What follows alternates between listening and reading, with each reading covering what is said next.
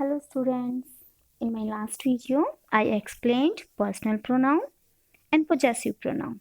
Now in this video, I am going to explain our next pronoun that is reflexive and emphatic.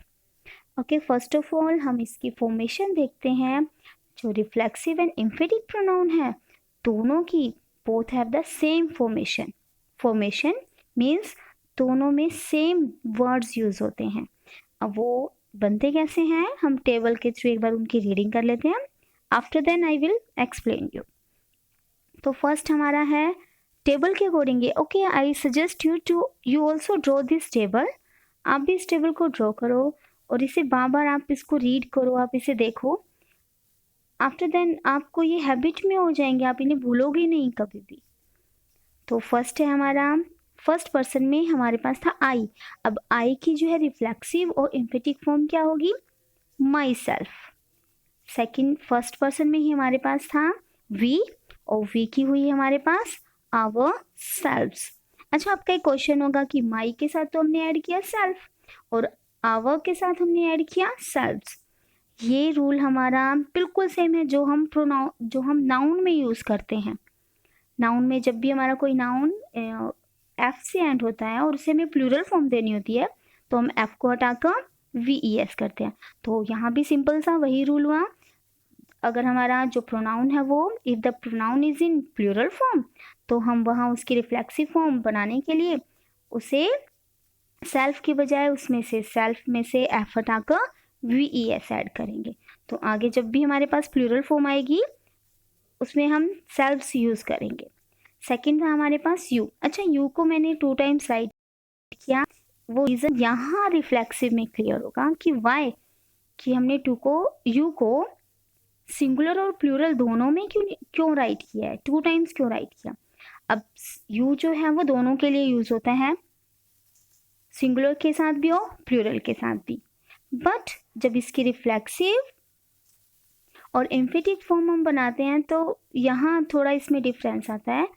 अगर you use हुआ है singular के लिए, अगर if you use you for singular तो उसकी reflexive form हो जाएगी योर सेल्फ. और if we use you for plural तो उसकी रिफ्लेक्सिव फॉर्म हो जाएगी your selves.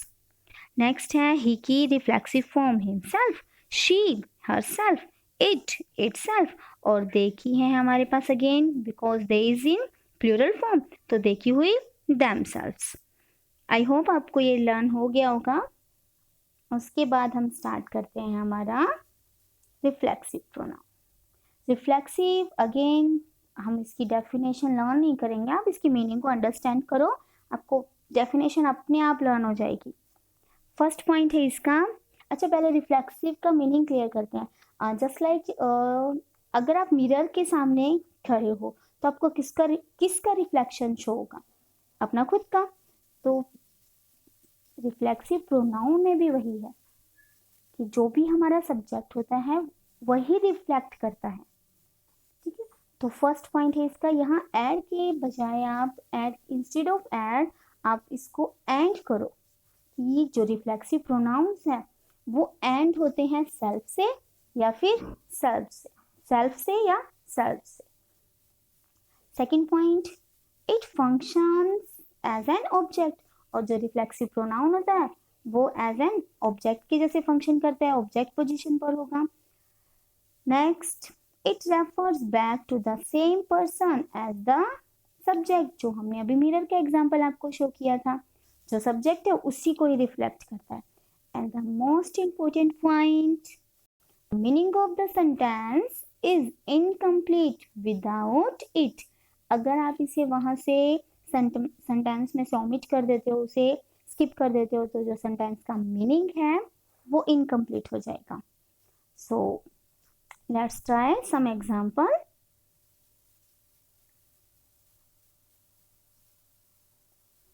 Okay, first example. The boy taught himself. Himself reflexive form use हुई. अब यहाँ जो हमने 4 पॉइंट्स रीड किए थे हम उसको यहाँ यूज करके उसको चेक करते हैं कि जो हमने 4 पॉइंट्स अभी रीड किए हैं वो यहाँ फॉलो हो भी रहे हैं नहीं हो रहे। फर्स्ट सेल्फ लगकर ऐड हुआ, क्लियर। बॉय था तो बॉय के लिए यूज होता है ही, अब ही की रिफ्लेक्सिव फॉर्म हो गई हिमसेल्फ। सेकंड पॉइंट था हमारा कि रिफ्लेक्ट करेगा उसी को ही, सब्जेक्ट को ही। द बॉय टॉट हिमसेल्फ, लड़के ने अपने आप को पढ़ाया। Taught is the second form of teach, पढ़ाना, तो रिफ्लेक्ट कर रहा है। नेक्स्ट थी, लास्ट जो थी हमारी, कि आपका जो मीनिंग होगा वो इसके, अगर मैं रिफ्लेक्सिव जो प्रोनाउन है उसे ओमिट कर देती हूँ तो मीनिंग जो है वो इनकम्प्लीट होगा। हम इसे एक बार ओमिट करके रीड करते हैं। द बॉय टॉट, अब किसे टॉट किया, मुझे किया, आपको किया, राम को, श्याम को, सीता को, किसे किया, तो मीनिंग जो है वो इनकम्प्लीट हो रहा है। इट मीन्स आप इसे स्किप, आप इसे ओमिट नहीं कर सकते। ये ऑब्जेक्ट की तरह वर्क कर रहा है, यहाँ ऑब्जेक्ट प्लेस पर है और ऑब्जेक्ट की तरह वर्क कर रहा है। तो clear. Second example, they help themselves, उन्होंने हेल्प की अपने आप की। अब सेम वही जो हमने ऊपर एग्जाम्पल में सारे जो 4 पॉइंट्स थे फॉलो किए, अब यहाँ भी वही हमें अपने आप से क्वेश्चनिंग पुट करनी होगी कि यहाँ ये कैसे वर्क कर रहा है। दे, उन्होंने अपने आप की हेल्प की। एक सिंपल सेंटेंस की फॉर्मेशन हमने पहले वाली वीडियो में भी की थी। तो यहाँ जो देमसेल्व्स है वो कौन सी पोजीशन पर है, ऑब्जेक्ट पोजीशन पर। किसको रिफ्लेक्ट कर रहा है, देखो कि उन्होंने अपने आप की। और अगर हम देमसेल्व्स को हटा देंगे तो मीनिंग इनकम्प्लीट हुआ। दे हेल्प, अगर इतना करते हैं दे हेल्प, तो किसकी हेल्प की, मोहन सोहन, किसकी हेल्प की, तो मीनिंग इनकम्प्लीट हुआ। इट मीन्स ये यहाँ क्या है, reflexive noun. Third example, he cut the apple himself, he cut the apple himself। अब यहाँ थोड़ा सा सोचने की जरूरत है। he cut the apple, उसने एप्पल अपने आप कट किया।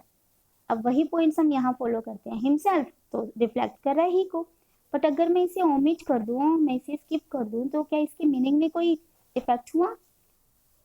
he cut the apples, he cut the apples, उसने एप्पल कट की। कुछ ज्यादा हमारा सेंटेंस की सेंस कंप्लीट है। तो इट मीन्स यहाँ जो हिमसेल्फ है वो रिफ्लेक्टिव प्रोनाउन नहीं है। क्लियर, आप इसको यहाँ से ओमिट कर सकते हो। तो अगर ये रिफ्लेक्टिव नहीं है तो ये टाइप कौन सी हुई, तो ये टाइप हुई है हमारी फोर्थ टाइप, जो है हमारी एम्फेटिक प्रोनाउंस। अब इसके भी 4 पॉइंट्स हमने किए हैं, 3 पॉइंट किए हैं, इनको पहले रीड कर लेते हैं। दोनों की फॉर्मेशन सेम है, रिफ्लेक्सिव की भी और एम्फेटिक की भी।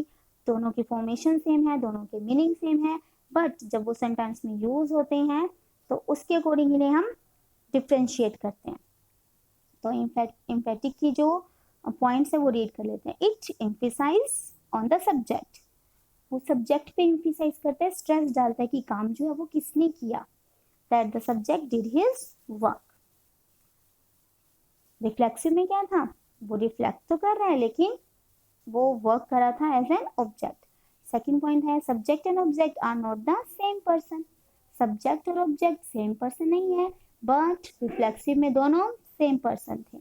Next is sentence is meaningful without it, अगर आप इसे स्किप भी कर देते हो तो सेंटेंस का मीनिंग जो है वो इनकम्प्लीट नहीं होगा, वो कंप्लीट होगा। जैसे हमने अभी ऊपर जो थर्ड सेंटेंस किया था एप्पल्स वाला, तो इसके भी कुछ एग्जांपल ले लेते हैं हम। अच्छा, बच्चों को कंफ्यूजन होती है क्योंकि दोनों की फॉर्मेशन सेम है, तो कब एक अगर एक्सरसाइज आ जाए कि आइडेंटिफाई करना है आपको कि गिवन सेंटेंस में रिफ्लेक्सिव यूज हुआ या एम्फेटिक, तो वहां थोड़ा सा बच्चों को कंफ्यूजन होती है। तो हमने दोनों के पॉइंट्स बताए हैं, आप इन्हें एक बार फिर से सुनो, रीड करो, आपको आगे कभी भी डाउट नहीं होगा। तो एग्जाम्पल है, I myself posted the letter, मैंने अपने आप लेटर पोस्ट किया। अगर मैं माई सेल्फ को हटा देती हूँ तो आई पोस्टेड द लेटर, मैंने लेटर पोस्ट किया। माई सेल्फ स्ट्रेस कर रहा था आई को, सब्जेक्ट को, कि मैंने अपने आप किया अपना काम। तो अगर माई सेल्फ को हमने हटा भी दिया तो सेंटेंस के मीनिंग में कोई ज्यादा इफेक्ट नहीं हुआ, सेंस कंप्लीट है। Next, she admitted her mistake herself, उसने अपनी मिस्टेक अपने आप मान ली। अब यहाँ भी मैं अगर हर सेल्फ को स्किप कर देती हूँ, हाँ ओमिट कर देती हूँ, तो भी मीनिंग कंप्लीट हुआ, उसने अपनी मिस्टेक एडमिट कर ली, एडमिट मान लेना। अच्छा, एक और चीज है, एक बच्चे एक हिंट लगा लेते हैं कि जब भी ये जो रिफ्लेक्सिव है प्रोनाउन है, ये नाउन सब्जेक्ट के साथ यूज हो, सब्जेक्ट के साथ यूज हो तो वो इम्फेटिक बन जाता है, और अगर लास्ट में आए तो वो रिफ्लेक्सिव बन जाता है। But that is not the rule, ये रूल नहीं है। हमने अभी इन दोनों के रूल्स रीड किए हैं। पोजीशन कहीं भी हो सकती है, जो रिफ्लेक्सिव है वो तो लास्ट में ही मिलेगा आपको, बट जो इम्फेटिक है वो सब्जेक्ट के साथ भी आ सकता है और लास्ट में भी आ सकता है। तो आपको सेंटेंस की सेंस देखनी होगी। सेकेंड एग्जाम्पल, ही एडमिटेड हर मिस्टेक हर सेल्फ, ये हमने कर लिया। अच्छा, कुछ मिक्स एग्जाम्पल करते हैं ताकि आपको खुद भी आपको लगे, आपको पता चले कि आपने कितना सीखा। Renu saw her self in the mirror, Renu ने अपने आप को देखा मिरर में। अच्छा, आप कैसे चेक करोगे? आप उसको एक बारी ओमिट करके देखो, Renu saw in the mirror, Renu ने क्या देखा मिरर में, सेंस इनकम्प्लीट हो रही है, इट मीन्स आप इसको ओमिट, इसको स्किप नहीं कर सकते, इसको छोड़ नहीं सकते हो। तो यहाँ ये हुआ reflexive.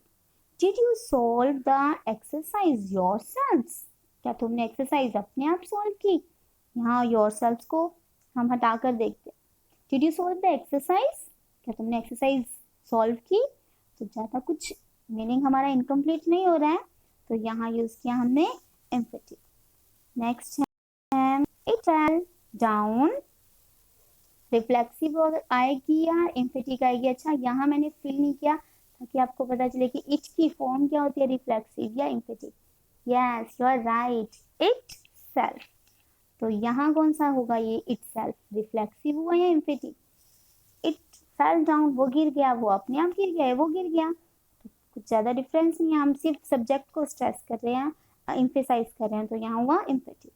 And the next example, we often deceive ourselves, हम अक्सर अपने आप को ही धोखा देते हैं।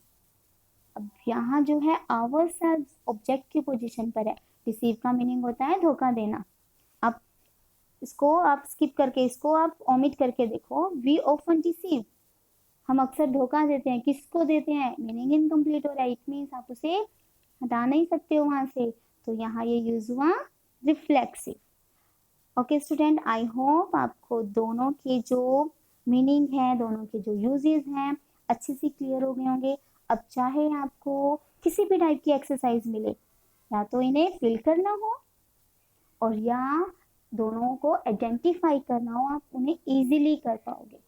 तो स्टूडेंट, अगर आपको लगा, इफ यू थिंक आपने आज कुछ अच्छा सीखा, कुछ नया सीखा और कुछ से क्लियर हुआ, तो please like my video. Okay, thank you student.